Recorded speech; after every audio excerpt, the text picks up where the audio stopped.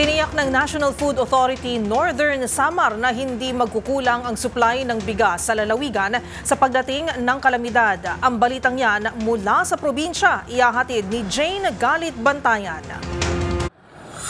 Siniguro naman ng National Food Authority o NFA Northern Samar na hindi magkukulang ang bigas sa mga warehouse sa pagdating ng kalamidad.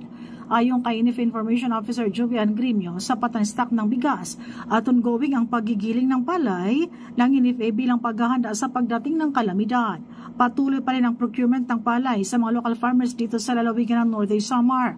Kinumpirma pa ng nasabing opisina na sa bagong order ay pinapayagan na ang branch manager ng NFA na agad na magbigay ng bigas sa request ng mga local government units na hindi na kinakailangan pa i-forward ang kanilang mga request doon sa region bago ang release doon sa mga local government units. Ayon sa nasabing opisina, patuloy ang kanilang paghahanda sa nasabing mga kalamidad.